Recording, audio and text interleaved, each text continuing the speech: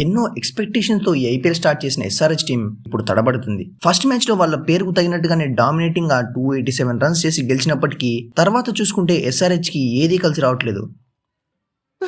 Last season లో work out అయిన game plan and intent ఇప్పుడు ఎందుకు వర్కౌట్ లేదు అండ్ సన్ రైజర్స్ హైదరాబాద్ వరుస ఫెయిల్యూర్స్ గల కారణాలు ఏంటో ఇప్పుడు తెలుసుకుందాం. ఎస్ఆర్హెచ్ చూసుకుంటే 2023కి ముందు ఒక లెక్క, ఆ తర్వాత నుంచి ఒక లెక్క అన్నట్టు ఆడారు. లాస్ట్ ఐపీఎల్ సీజన్ లో ఎవరు బ్రేక్ చేయాలనుకున్న ఎన్నో రికార్డ్స్ చాలా ఈజీగా బ్రేక్ చేసి చూపించారు. మెయిన్ గా ఈ క్రెడిట్ వాళ్ళ కెప్టెన్ ప్యాట్ కమిన్స్ కి ఇవ్వాలి. ప్లేయర్స్ కి అటాక్ చేయమని ఆ సెన్స్ ఆఫ్ ఫ్రీడమ్ ఇచ్చాడు అండ్ ఈ అప్రోచ్ వాళ్ళకి గత ఏడాది సక్సెస్ నిచ్చింది అండ్ ఈ బ్యాటింగ్ అప్రోచ్ తోనే వాళ్ళు ఫైనల్ కూడా వెళ్ళగలిగారు.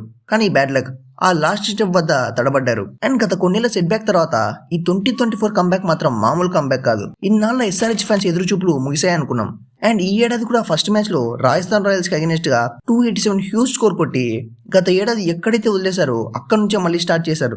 అండ్ ఈ మ్యాచ్ తర్వాత ఫ్యాన్స్ ఎక్స్పెక్టేషన్స్ కి హద్దే లేకుండా పోయింది. గెలుస్తామని చెప్తే పర్లేదు కానీ అలా కాకుండా 300 కొడతాం, చేస్తే 10 overs లోనే మ్యాచ్ అయిపోగొట్టేస్తాం, ప్రతి మ్యాచ్ డామినేట్ చేస్తామన్నారు. పాపం ఎంత గట్టిగా అనుకున్నారో కానీ నేచర్ పగబట్టేసింది. నెక్స్ట్ మ్యాచ్ ఎల్ఎస్జీతో కావడం, లాస్ట్ ఇయర్ ఎల్ఎస్జీ స్కోర్ ని కేవలం 9.2 overs లోనే చేస్ చేయడం, అది కాక ఈ మ్యాచ్ హైదరాబాద్ హోమ్ గ్రౌండ్ అయిన ఉప్పల్ హైవే పిచ్ మీద జరగడంతో అందరూ 300 లోడింగ్ అన్నారు. కట్ చేస్తే కథ మారిపోయింది. Shardul Thakur and Nicholas Pooran వీళ్ళిద్దరి దెబ్బకి సొంత గ్రౌండ్ లోనే ఘోర పరాజయం.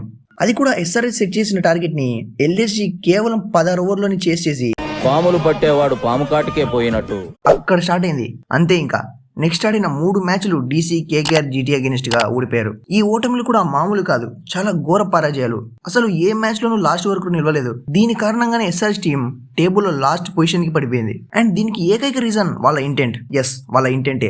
ఇదే ఎస్ఆర్హెచ్ టీం కి బలం మరియు బలహీనత. వరుస వికెట్స్ పడినా కూడా అటాక్ చేసే వాళ్ళ ఇంటెంట్ వల్లే గతేడాది వాళ్ళు సక్సెస్ చూశారు. ఇప్పుడు అదే ఇంటెంట్ కారణంగానే ఫెయిల్యూర్స్ కూడా చూస్తున్నారు అండ్ ఇది ప్రతి సిచ్యువేషన్ లోనూ వర్క్ అవుదని వాళ్ళకు కూడా తెలుసు. కానీ వాళ్ళు నమ్ముకున్న సిద్ధాంతంపై వాళ్ళు పెట్టుకున్న నమ్మకం అటువంటిది. అందుకే అన్ని మ్యాచ్లు ఓడిపోతున్నా కానీ వాళ్ళు మళ్ళీ అదే ఫాలో అవుతారు. కానీ ఇలా వరుసగా 4 మ్యాచ్లు ఓడిపోయిన తర్వాత కూడా ఇదే కంటిన్యూ చేస్తారంటారా? ఎప్పుడు ఫోర్స్ కంటే 6లు ఎక్కువ కొట్టే ఎస్ఆర్హెచ్ బ్యాట్స్మెన్ లాస్ట్ మ్యాచ్ జీటీకి అగెనిస్ట్ గా ఆ మ్యాచ్ లో ఫస్ట్ 6 సాధించడానికి 12 ఓవర్లు పట్టింది. నా ఒపీనియన్ బట్టి వాళ్ళు లో అండ్ కాన్ఫిడెన్స్ లో ఉన్నారు.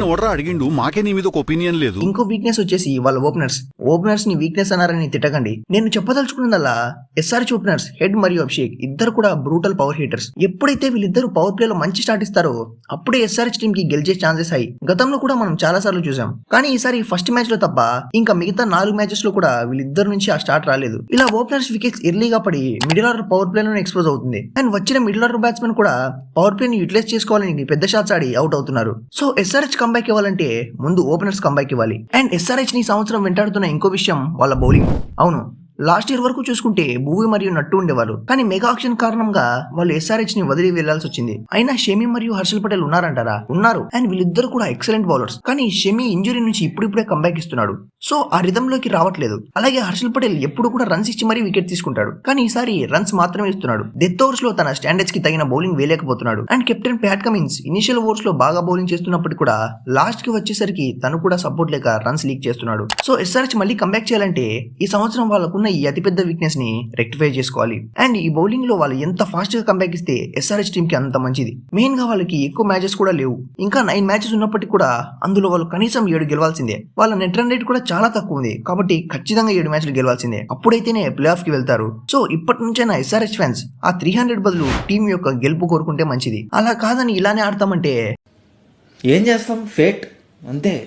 నేను చేసుకున్న కర్మఫలం ఇవన్నీ తప్పదు. ఇప్పటికి కూడా నాకు నమ్మకం ఉంది మన ఆరెంజ్ ఆర్మీ ఖచ్చితంగా కంబ్యాక్ ఇస్తుందని. మీరు కూడా నమ్మకం కోల్పోవద్దు. సో ఇన్ని ఆచిగా అగెనిస్ట్ గా నిలిచి ప్యాట్ కమిన్స్ కంబ్యాక్ చేయగలదంటారా? కమెంట్ చేయండి. ఈ వీడియో నచ్చి ఉంటే ఛానల్ ని సబ్స్క్రైబ్ చేసుకోండి.